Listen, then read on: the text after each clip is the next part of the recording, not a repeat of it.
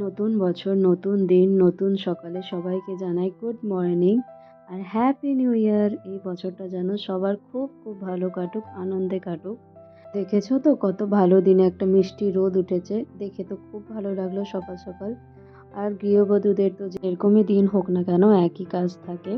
তো সেজন্য দেখো বর তো আজকে অফিস যাবে, যেহেতু অফিসিয়ালি ছুটি নেই আজকে। সেজন্য দেখো ব্রেকফাস্ট বানাতে চলে এসেছি। আজকে ব্রেকফাস্টে বানাবো হচ্ছে ছাতু পরাঠা। প্রথমে আটা মেখে নিয়েছি, পুরে বানিয়ে নিয়েছি।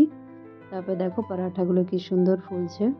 আর এরকম রুটি আর পরাঠা ফুললে পারে অনেক রুটি পরাঠা বানাতে মন চায় আর কি। 1 কিলো হোক না কেন তাতেও বানাতে আছি, তাই না বলো? তারপরে দেখো আমার ছোট্ট সোনাটা উঠে গেছিলো, তো ওকে ফ্রেশ করবো এখন। গুড মর্নিং বলে দিলাম আগে ওকে। তারপরে ওকে ব্রাশ করিয়ে নিয়ে এসেছি, বাসি কাপড় চেঞ্জ করে দিয়েছি। তারপর দেখো ওখানে ওকে ক্রিম লাগিয়ে দেবো। আর এত দুষ্টামি করছে, মানে ওকে ক্রিম হাতে দিতে হবে, তারপরে ও ক্রিম লাগাবে। ক্রিম লাগিয়ে ওকে টিপ পরিয়ে তারপরে ওকে চিরুনি আঁচড়ে দিয়ে টুপি পরিয়ে দিব।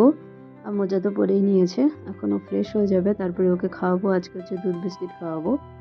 তো তারপরে ওকে খাইয়ে আমরা চা খেতে বসবো। চা খাবো, সবার জন্য চা বানাবো। চা বানিয়ে মানে চা খেয়ে নেবো আর কি। দেখো চাও বানিয়ে নিয়েছি, চা খেয়ে নিয়েছি। বর অফিস চলে গেছে, মানে যাচ্ছে আর কি অফিস।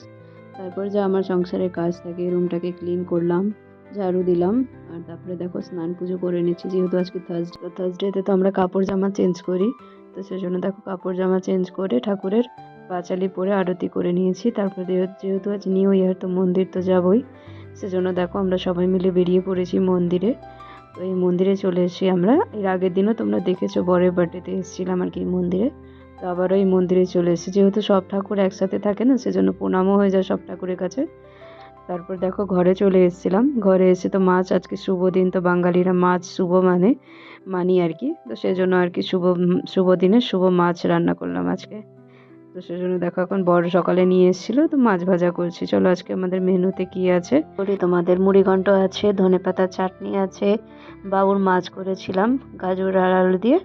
দেখো ওর জন্য মাছ আছে, আর আমাদের জন্য মাছ করেছিলাম ধনেপাতা ছিটিয়ে। আর বিকেলে আমরা কি কি করেছি ওটা নেক্সট পার্টে আসবে, তোমাদের সাথে শেয়ার করবো। চলো টাটা।